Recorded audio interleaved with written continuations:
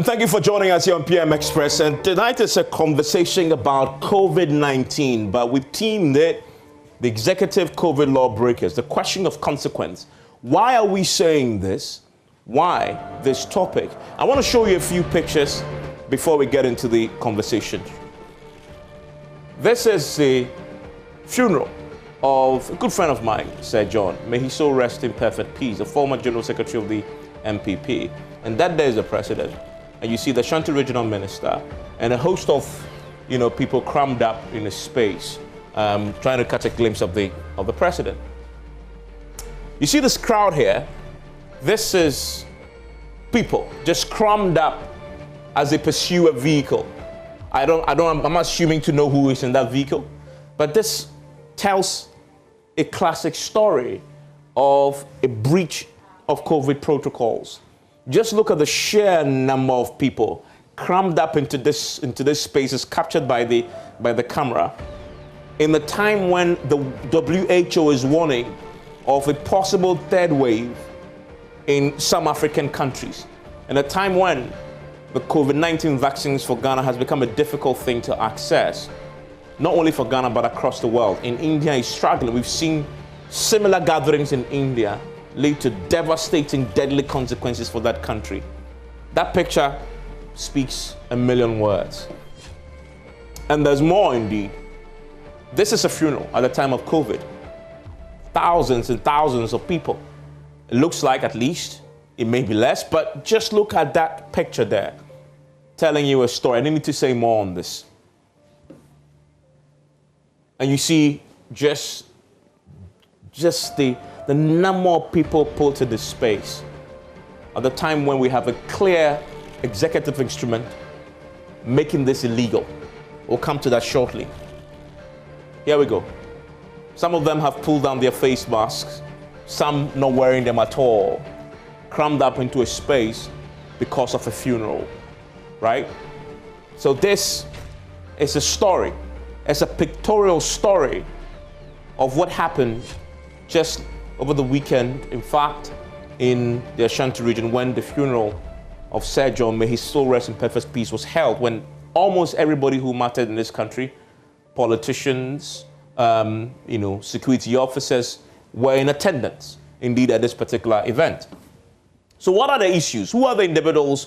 Who are the key individuals who were present there over the weekend at this particular funeral? The big roll call. We have the president himself in attendance. We have the vice president in attendance.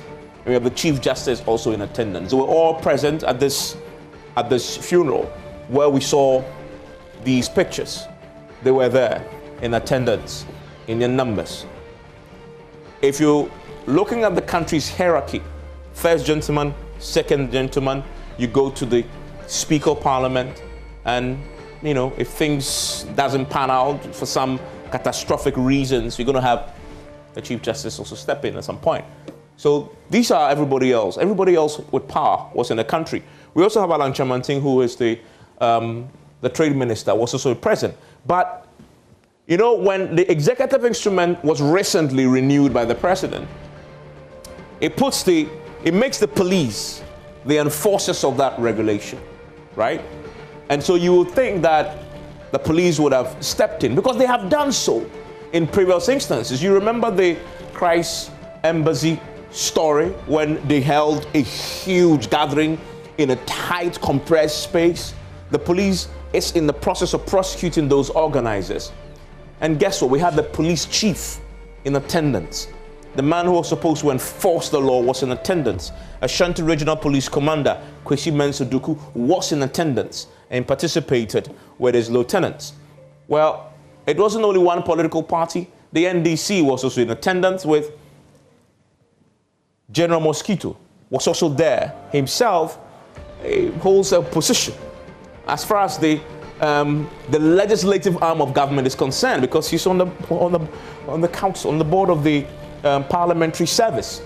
And so he also holds a very important, significant position, apart from the fact that he's the general secretary of the main opposition party. He was there, and he was there with Augustus Andrew Nanakwesi, who is the NDC Ashanti regional chairman, right? So senior members across the political divide of this country were in attendance.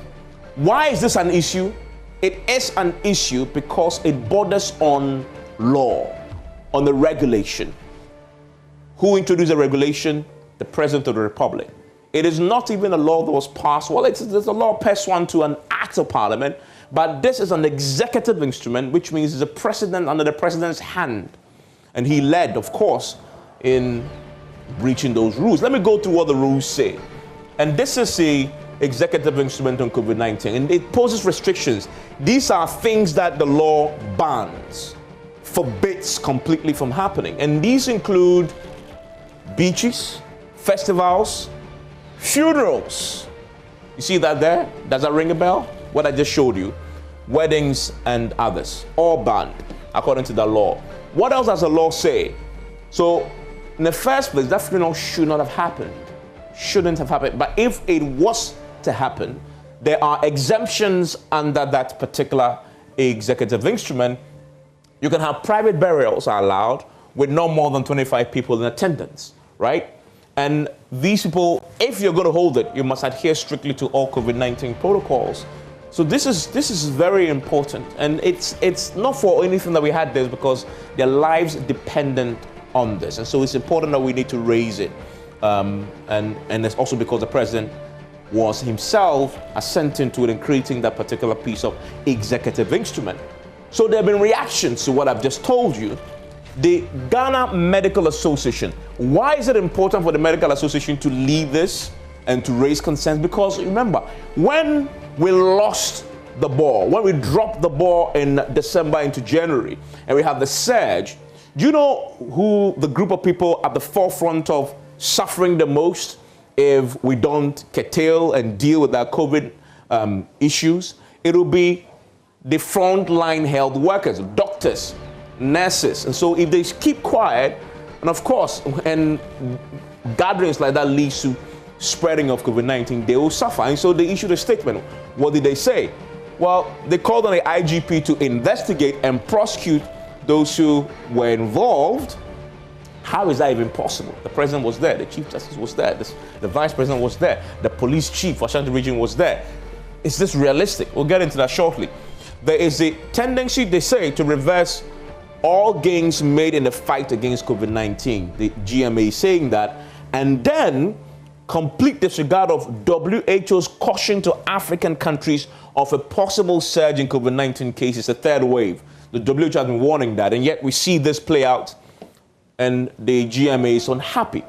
Occupy Ghana also jumped in because they had been very vociferous in calling for police prosecution for the church that also held a mass gathering. The police moved in to do exactly just that. And so they issued a statement again and they say, what happened did not do justice to the memory of a man who was reputed to be a man of discipline. And I agree with this. In the case of more deaths and hospitalizations, government will have no one but itself to blame. We still hope that that isn't our reality going forward, but that's Occupy Ghana's position on this. The minority has joined the fray today in also criticizing this, but they're asking for something different. They're asking for an apology from the President on the matter, and they also indicate that the President is not treating the COVID-19 restrictions seriously. Okay, so we're going to get into this. We're going to draw in some comparisons because there are best practices elsewhere. Recently in the United Kingdom, they had a big, major funeral. It was major only because of the person involved. It was Prince Philip, the husband of the Queen of England, died.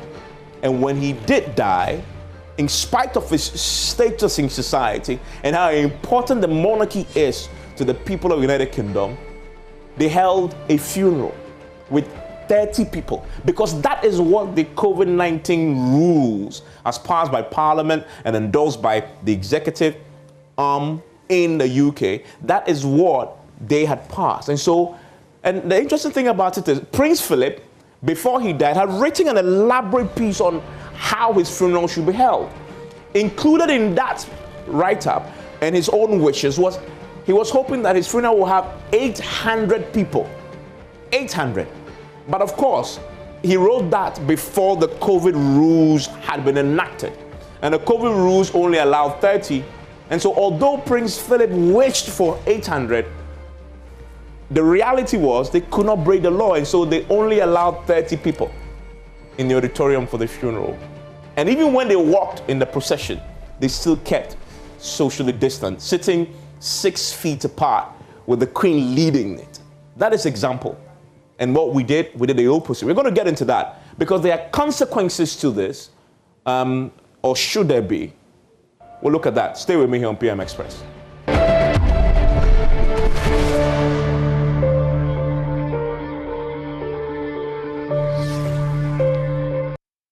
And thank you very much for joining us here on PM Express. And I have a guest of people who know what they're talking about, and starting with the Deputy General Secretary of the Ghana Medical Association himself, Titus Bayo. Hello, Titus. Thank you for your time here on PM Express. Hi, Evans. Thank you, and good evening to the co-panelists. And also with me is Baka Vermawa. Hello, Baka. How are you, Baka? I'm doing well, Evans. You can call me Oliver, it's fine. Oliver, oh, yes. Oliver, nice to have you. Oh, goodness me.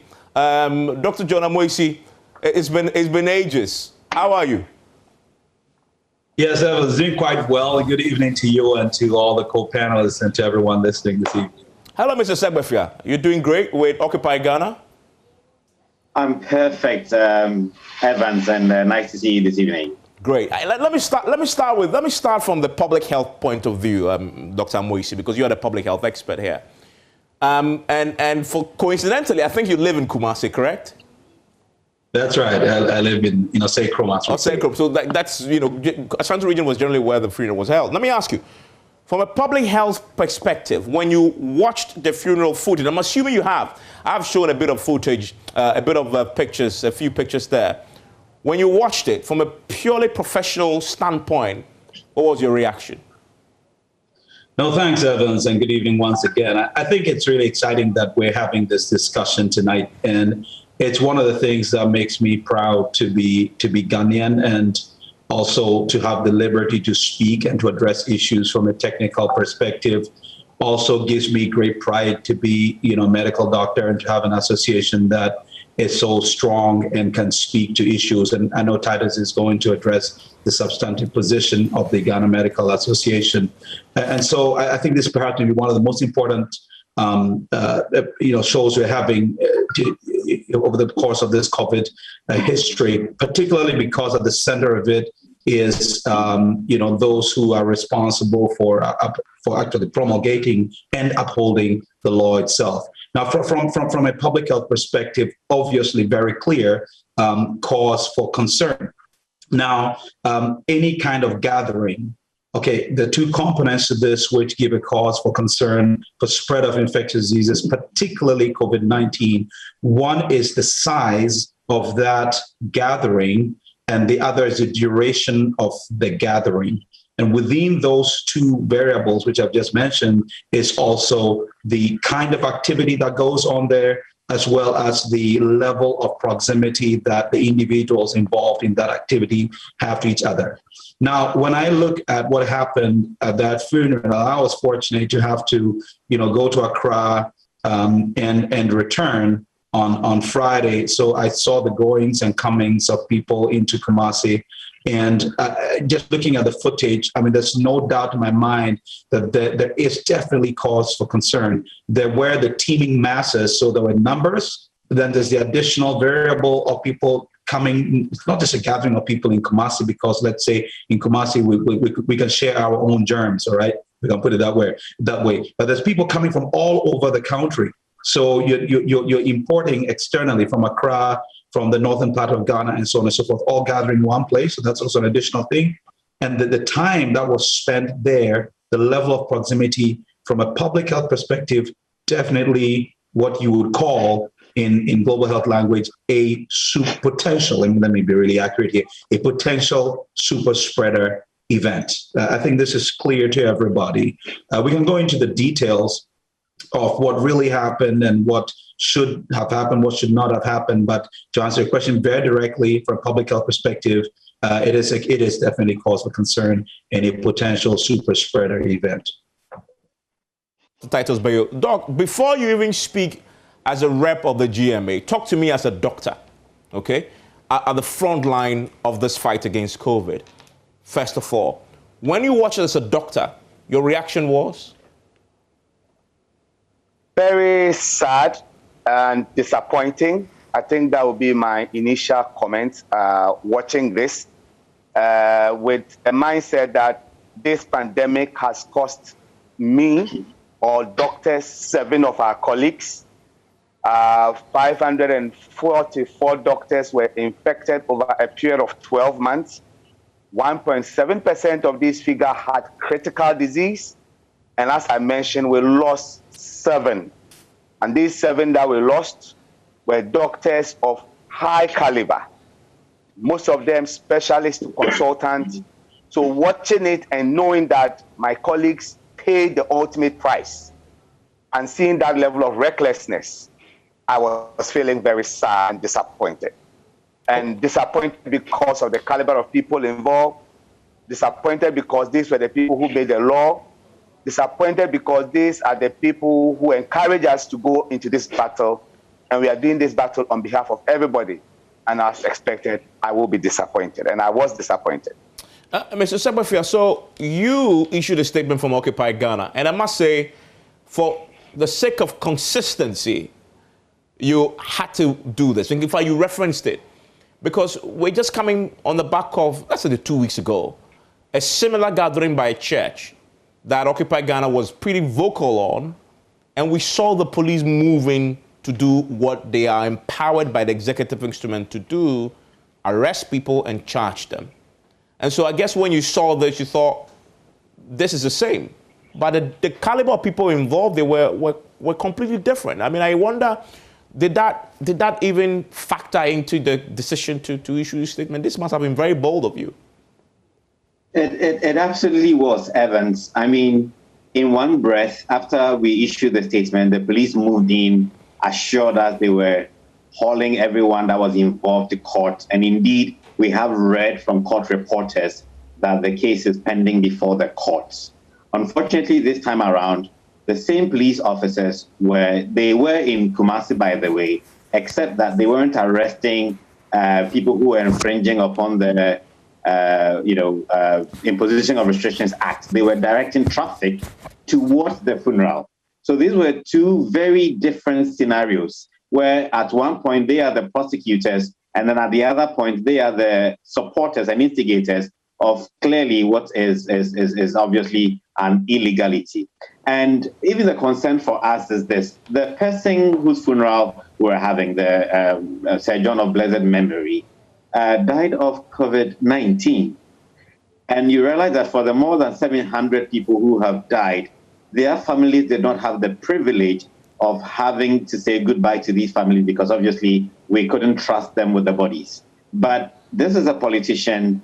The family was entrusted with the bodies, and thousands flocked to his funeral, where only 1 out of 10 people was wearing a mask. So you can see why we were disturbed by these facts, and even more so obviously from a legal point of view. Already there are a lot of people who have doubts about the gravity of the virus. Some don't even believe that it exists. If you have a government that came up with a Imposition of Restrictions Act, blatantly flouting their own rules, how is that going to affect every other Ghanaian who really does not believe it, or who already feels disposed to treat the law with contempt? It's the backlash, that kind of backlash against law and order, and the extremely bad example government was setting, that disturbed us, and we could not sit down but issue that very critical statement. Let's get into some topics now. Let me bring in Oliver. Oliver, before I even ask you the question about the legality or otherwise of this, you and the Fix the Country protesters wanted to embark on a protest, a demonstration. You were stopped from doing so, in fact, and the court upheld the wishes of the police, primarily because they threw at you the COVID excuse. And so when you watched the funeral, and the police chief was there, the Chief Justice was there, the Vice President, the President was there, what was your reaction in relation to that decision that the police and the courts had themselves taken already on this matter, relating to you? So, I mean, it bears remembering that we are appearing before the Supreme Court actually tomorrow.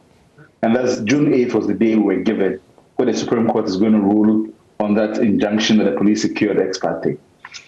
And perhaps I'm speaking for myself here, and rather than implicating any of the other people who are mobilizing with Fix the Country, that it is evidence of the face of this country and the culture that we have lived in. From the very beginning of our conversations, we've said that this is about holding a mirror to our society so that all Ghanaians can disabuse their minds as to the reality of political governance in the country. And time again, the reflection that the mirror continues to give us of the society and of the people in leadership is one that speaks with one clear and resounding voice, that we are not living in a democracy, and that the people who we have put in charge of this democratic experience have very little care for the substance of what it means to live in a democratic society. And that, for me, is the moral decay that we need to talk about. And that's what this represents. It goes beyond just about whether or not a lot of people who are looking at this imagery would believe about the reality of the COVID-19, but it's about what leadership says, about the ways in which the same rules and the same laws can be used to depress constitutional rights, and yet certain people feel themselves so unaccountable to us as a people that they are able to do this. And that, for me, is the most disturbing aspect of this. And then we can perhaps get into the broader conversations that you intend for us to have. I mean, let me come back to the fundamental health questions that come in. And Oliver, stay with me, because there's a lot of legal questions that we'll have to unpack very shortly. But Dr. Moisi, so the funeral was held. You've talked about it being a potential super spreader. But if you genuinely look at our COVID numbers, where they are currently, aren't we exaggerating the impact of this? No, thanks, Evans. I think that's a really important question you ask. And I'll just reiterate a couple of points. First is, when you talk of a potential super spreader event, there are a couple of components in there. The numbers of people, I touched on that in the first place. And this definitely ticks that box because there were several thousands of people. So it's a box checked. Then the duration, how long they spent together. They did spend quite some time together. People were going and coming. So that box is also checked. And then you look at the question of proximity, and you saw the teeming masses literally almost skin to skin at some points. So check that box as well. And then there's an additional variable of the influx and efflux of people, going and coming. So the mixing of people, and that definitely checks that box very strongly, because you have people coming from all over the country, meeting up in Kumasi and then moving out again. Now, even the visual alone suggests that this is a potential super spreader event. Now, the reason why I use that word potential super spreader event is for various reasons. One is the fact that I wouldn't be surprised if close to 90%, if not more, of the persons who attended this funeral may have been vaccinated. It wouldn't surprise me at all, given their profiles. But for me, that is beside the point. Because one, we have never been able to establish the percentage of the proportion of those who attended who were vaccinated anyway. Now, vaccination is also not foolproof in itself. That's another point. And there's one issue, two aspects of this, which is one is breaking of the law, and that's outside of my domain, so I would not comment on that. I think the more qualified people on the call, including my own colleague Titus, who's a medical doctor, but also I know, has some expertise in that area. He did comment on that, and then the perception of the real risk, the real public health risk involved, and that's what I really want to focus on. And the fact that not everybody present was vaccinated means that there was and is a real risk involved. If you look at the COVID numbers in Africa, it is clear that over the past 2 weeks, there is a minor surge. Now, if you understand how COVID moves, there is always this minor surge and then an explosion. Every part of the world has experienced a third wave, and it starts just like this. We had our first, we had our second. What on earth makes us think that we cannot and will not have our third? It will interest you to know that about a week ago, I called some highly placed figures in this country and said to them that, look, from what I see from where I sit, and I happen to be privy to various pieces of data which are not in the public domain, not only in this country, but also in other parts of Africa. From what I see, I do foresee a third wave happening in the next 2 weeks or by the end of this month. All right. Now, a lot will depend on a number of factors, which is how much vaccination we can get done. There might be a little saving grace in there, which would be perhaps a proportion of people in Ghana who may have been exposed and still have antibodies to SARS-CoV-2. And this we really do not know. There are some conservative estimates based on work that we have done, that has been done, including work that my team has done, which I cannot put out right now, which suggests that, well, the numbers may be quite high. And so, the vaccination numbers we need to reach to arrive at herd immunity might actually be much lower than we think, which would be very good. But again, all this is not yet being fully calculated and determined, and we're not pursuing all this as a clear agenda. Moreover, if we want vaccination to give us the best bang for the buck, then it needs to be done really, really quickly. We're doing our best there, but the vaccines are just not there. So it's just not going to happen very quickly. This is very obvious. So when you look at all these together and look at what's happening in Africa, what's happened elsewhere, it tells you that we are sitting on a time bomb. And Titus put this so poignantly when he spoke of the havoc this has wreaked among health professionals. And well, I've seen this personally. I've got friends who work in hospitals who really came down really, really ill.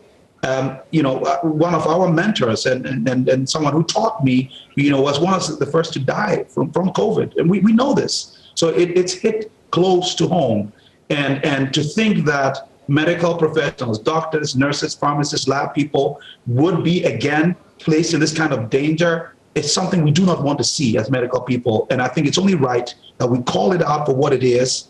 You can put whatever label you want, but as professionals, we will call it out, and it must be addressed. This must not happen again. We don't have to have potential super spreader events. It's just wrong, and we just need to call it what it is. I mean, Dr. Moise, I wanted to clarify something you said for me that caught my attention when you were speaking. You said, based on your analysis, we are potentially on the brink of a third wave. That's right, yes, and I'll say that with confidence because that's what the data shows. When I say potentially, in epidemiology or statistics, we can only project. It doesn't always happen. It's just like the weather forecast. It doesn't always happen as predicted, but doesn't mean we don't predict. So when you look at the data, look at the trends, yes, this is what we would say. I don't hope it happens, but that's what the data shows. I mean, Titus, listening to that, this is the public health expert. And by the way, he's also with the KCCR, one of the research centers for COVID, and so he knows what he's talking about. Your reaction to that in the context of this funeral? Yeah, Evans, I'm not surprised at all with what my senior colleague, Dr. Moise, is saying. Just on the 3rd of June, the WHO country, African region, did issue this caution that in Africa, there is a potential for a third wave. And they actually listed countries in Africa that are experiencing increasing numbers of the COVID. Now, in a continent that we are struggling to vaccinate our population, and with the new cases arising, it is just normal to expect that third wave. And I think their data is pointing in that direction. And if you look at our attitude in Ghana, we start very well. We are about winning. Then everybody goes to sleep. And then this thing comes hard at us. We saw this in November, December. People were very reckless in their behavior politically, the festive activities. People sounded caution. No one listened. At the end of the day, we saw the impact in January and in February. People were scrambling for places. Big shots in this country were hit, not only medical personnel. I just gave you the figures for medical personnel. And in fact, the death figures, I just got it wrong. I just got the most updated figures. We lost 9 doctors and several others. And I mean, there were doctors who were struggling for a bed space and could not get. So, and the WHO warns that in Africa, where our health systems are quite fragile, we are struggling with critical care. So you don't want to get a disease to a point that we have a significant proportion of those infected requiring or needing critical care because our capacity to handle that is low. And it's the reason why the GMA decided that we will not sit. We have to call this out for what it is. We've done so before, and I've heard people ask of, look, you are asking prosecution where the Chief Justice is there, where the President is there, the Vice President is there. Can it be realistic? Well, we are not the legal brains. We have mentioned what scientifically we think it is. You have passed a law and you are breaking the law. We have called the people that we know who are the law enforcement agencies in Ghana, and that falls in the remit of the IGP. The rest of Ghanaians are there to judge. If we sit down and do not make any commentary about this, and then we all experience that third wave, we will be the first to suffer, but definitely we won't go down alone. A lot of other innocent Ghanaians will suffer, only because of a few people's decision to be reckless. And I think we should take this caution very seriously. Oliver, we are. Go on, please. Go on, please. Make your point. Finish. No. We are struggling to get the vaccines. We are making assurances, we are giving dates, and we are not getting the vaccines. And if we are not having the vaccines, our vaccine currently available to us is obedience to our protocols. Evans, just let me conclude by letting Ghanaians know that we brought down that second wave in January, not because of the vaccination. Because how many vaccines did we have at the time? It was pure obedience to the protocols. When everybody saw the images from our hospitals and the government appeared to be enforcing the protocols, people were being arrested for not wearing the masks, and people decided to obey the protocols, we were able to bring this curve down. What it means is that if we keep to the protocols, our low numbers will most likely continue to be low. We should not look at the low numbers today and then say that, oh, we are out of the woods, so let's just have fun or do whatever we want to do, because this thing spread exponentially and the danger is real. I mean, Oliver, how realistic is it to expect that the Chief Justice, the President, under whose hand the executive instrument was enacted, the Vice President, the Police Chief of the Ashanti region, the Ashanti Regional Security Council Chairman, the Regional Minister, all present? First of all, do we take it for granted that he actually broke the law? Shouldn't that be in the realm of a court of competent reason to pronounce? Are we jumping the gun in this matter? And if so, I mean, the main question that I think Titus has raised is, how do you enforce it if indeed we agree that there's a violation of the law? So let's take it from the last question you asked, whether or not we take it for granted that the law has been broken. I mean, I think that we all understand generally that the decision as to whether or not a person should be criminally responsible for anything must be pronounced by a court of law. Now, as to whether or not we can reasonably say, based on the terms of the law, that law might have been broken, yes, I think everybody can reach that conclusion. I do not think that it's a question of realism or lack of realism as to whether or not they should be prosecuted for this. I mean, it's a question of whether or not as a society we are committed to justice.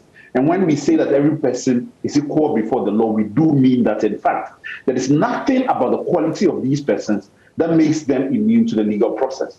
There's only one person among the list, the president, who the Constitution grants constitutional immunity while they're in office. And even that, they can't be prosecuted outside when they leave office, because our criminal statutes are such that there's no statute of limitation. Your crimes and offenses committed can still be brought against you. Is this a criminal offense? Is this a criminal offense? If this one? It is absolutely a criminal offense. Okay. I mean, there are people who have been jailed for specifically this. The president, under his own hand, put these restrictions in place. So there's no even question as to whether or not this was not known. There's no question. I mean, he's gone on national TV time and time again and repeated these same restrictions. And so there's no lack of awareness among all those institutional actors about the endeavor that they were engaged in was completely outside the bounds of law. So that's the thing. But there's a moral reflection, and I think that point has been made very clearly by Titus. There's a moral reflection on the presidency and also all those people involved, that we have had health professionals who have put themselves on the line and their lives have been lost. We have people who have come under the law and have been jailed for the same. So I do not think that we should even engage in the possibility or even call it an act of bravery to say that these people need to be held legally accountable. I think that we should lose all shyness around the issue. That as long as the president is concerned, we may not be able, because the Constitution does not allow us to criminally prosecute him now. But all of the others, whether you're a Chief Justice or whoever you are, we should be able to take that course with them. And who do that? Isn't that Attorney These General? individuals would have already resigned from those offices. So, I mean, it's a question of what kind of society we want and what kind of leadership, what leadership should project about how citizens should conduct themselves. So I think that it's a responsibility, if they genuinely committed to the message about fixing themselves, then this is what they need to take. It's an act of leadership to fall on your own sword and say that I did not act in a way that respects the life of so many Ghanaians who've lost their lives. I did not act in a way which is sensitive to even the high punitive measures that are under the law that we have, and by putting myself in that position. Because I genuinely believe that that funeral would not have gone ahead without the president's okay. The president's agenda is managed by diary managers. So before they would even confirm his presence there, he must have given his okay in knowledge of the law, with full advice of all his legal team and the Attorney General, obviously, that whatever you're going to do is in compliance with the restrictions that you have put in place. So this is a question that we should take lightly or shy away from having these conversations. Let me quote the law when it comes to what penalties it imposes. And this is according to the Imposition of Restrictions Act, from which the executive instrument flows. It says, this is the punishment: a fine of not less than 1,000 penalty units, or not more than 5,000 penalty units, or to a term of imprisonment of not less than 4 years and not more than 10 years, or both. And I mean, I consulted something who says the penalty units, it amounts to between 12,000 to 60,000 cedis. I mean, Oliver, you realistically, I mean, I get the point you're making, that you expect that the Chief Justice, the Vice President, the Police Chief, anybody will attempt, and Attorney General is the only sole person who can prosecute on criminal matters, will bring charges against any of them and possibly imprison them or charge them with this? My question would be, why not? Because when you say realistically, what is it against it? Is it that we expect that the Attorney General will be derelict in his duties as to take the action? Or what is it about it that makes it unrealistic? That's what I want to understand in this case. What is it about it that makes it unrealistic? Well, Mr. Segbafi, do you want to attempt an answer to that question? Well, there are two ways to look at it. And currently, from a good governance perspective, or rather from a bad governance perspective, we've had two wars in the MPP administration. The first was the war on Galamsey. How did we conduct that war? Very badly. In fact, so badly that we actually quietly shipped off the kingpin of Galamsey. And once we did that, it emboldened every Galamsey operator to get out there and make the most they could, until government, having lost that war, now resorted to an illegality to try and bring that war under its control by banning illegally burning excavators. Now let's look at the war on COVID. Once government again went into this funeral, showed bad behavior by not behaving properly during this funeral, it has now emboldened everybody else to also take the law into their own hands. And then what is now government going to do in order to fight against people who now treat the law with the contempt that government has shown the way for? Then it means that the government now would need to come up with something more drastic to try and quell people who are behaving just like government did. Of course, we know that government may not try and ban those people, but are you going to arrest someone, even for the church people, those people that were arrested in the church? On what moral grounds is government going to continue the prosecution against these people when, even after arresting them, government proceeded to behave like this? So when you put it all together, you get the sense that there are different kinds of applications of law where political elements are concerned. When it comes to the regular person, as you saw happening in Adenta, we'll like them to kneel down, we will lash them, we'll give them broom to sweep. But when it comes to the people who matter, these laws, do not get enforced the way they should. When you create that kind of environment, what you will have is chaos. And once you have chaos, government will now lose its legitimacy. I mean, I'm surprised that they haven't come out to apologize by now, to tell Ghanaians, hey, we messed up, we're sorry, and from now onwards, we're going to do the best thing that we can. This is what I expect them to do. And it's been 24 hours since our press release was issued. Not a single cough from any government official, because clearly they have to sit down and figure out how they are going to sail through this. But nothing short of an apology, and a very meaningful one, will make sense, because this is a disgrace. And if we don't talk about it, they would just take us for granted. I can't believe that, especially in light of all that has gone on, that they would do this. And we're all aware. I read from the New York Times just yesterday, the new Indian variant isn't responding to any known treatments. So if it isn't responding, even before we have only about 600,000 vaccines to give to our own people, we're not going to be dealing with a variant that we have no preparations whatsoever for. And how did the Indian variant come about? It came about because religious events like this, political events like this, triggered it. And now India is a complete mess. Yeah, we don't have to sit down for that to happen. That is a powerful one. Dr. Moishi, you had your hand up. A quick 1 minute so I can get Oliver also in before I take a break. No, thanks, Evans. I just wanted to sort of try and shift the discussion away from, the personalities to the real public health issues which are at the heart of this, and which will result in or could potentially result in the trouble that we all want to avoid. Now, the truth is, well, funerals are not entirely banned. There are, some restrictions on how these should be held. So for clarity, funerals are banned. Private burials are allowed with 25 people. Yeah, that's what I mean. Yeah. Well, private burial is a funeral, so that's what I meant. Yeah, you're right. So right. 25 people. Yeah. All right. So the question is, which 25? Okay. So if we focus on person X, person Y, person Z, I think it really takes away from the import of the issue. If you look carefully, there were some people who were doing the social distancing and were wearing the masks. Are you going to say you're going to arrest all of them? Or which 25 would you say are the 25 which were supposed to be there and did the social distancing, and which ones are not? So I look at this as a public health professional from a population level.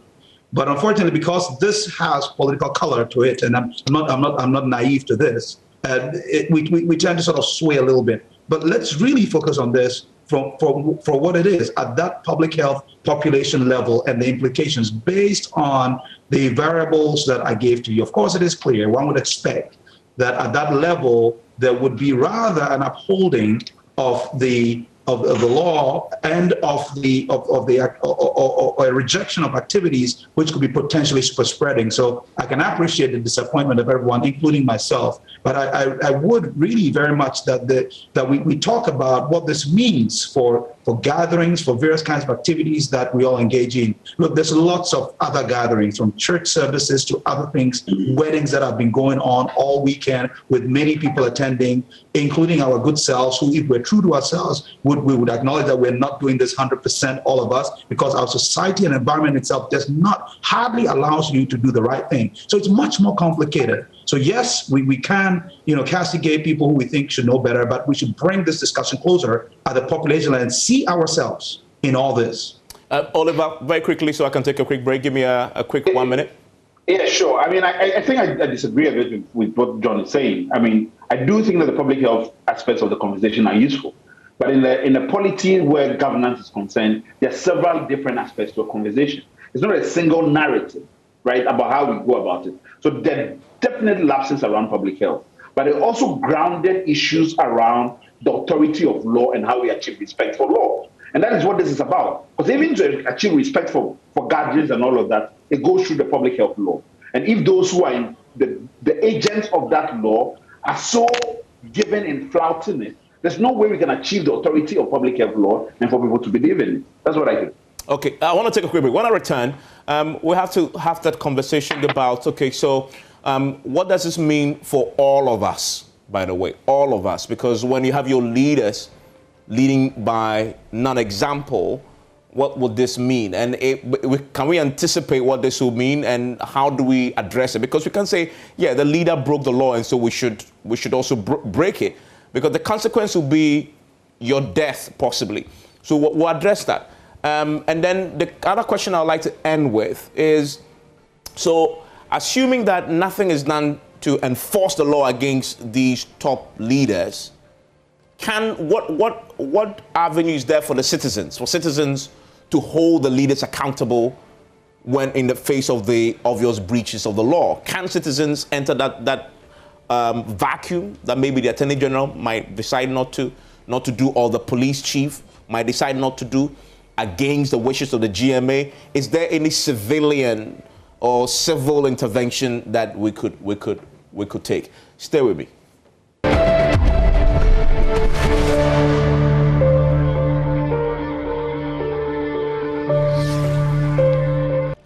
It's live on PMXS. My guest, Oliver, Dr. Moisi, Dr. Titus Bayo, and of course, Mr. Segbefia with Occupy Ghana.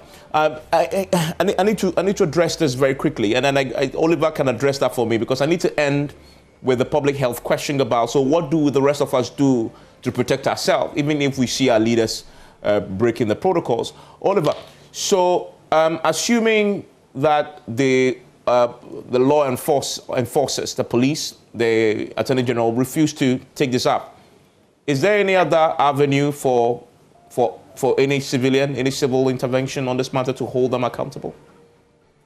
Absolutely. There's several under our law. And I personally am going to pursue a couple of them.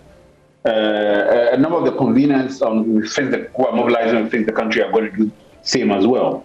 First of all, we are going to go ahead with a formal complaint to the police, and lodge a complaint about the funeral.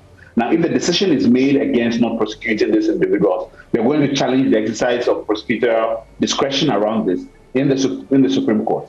So that's what we are going to do within the means of the law, as much as citizens who want to be vigilant in the protection of our constitutional rights. Secondly, every citizen, and one of the reasons why the Constitution gives the president immunity is that it expects that certain things can be dealt with the political process.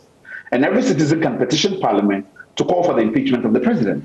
It's a clear dereliction of duty that I do not think that we should take them for granted. Our Constitution provides those remedies for us to test them and to hope that our constitutional democracy will grow from the experiences like this. So we personally, and I myself personally, would pursue those routes. If the system that we have put in place fails to produce the results that our constitutional democracy expects, the best we can do is to continue to push that conversation. And as long as we continue to do this and undermine the authority of the 1992 Constitution, we should also be aware that it may come to a point where the constitutional document will be so abused that the Fourth Republic itself may be in jeopardy. That's my sense on it. Titus, so what do the rest of us do? So yes, our leaders may have broken the law, may have violated the protocols, and may have contributed to the further spread of the virus. But the rest of us, what do we do?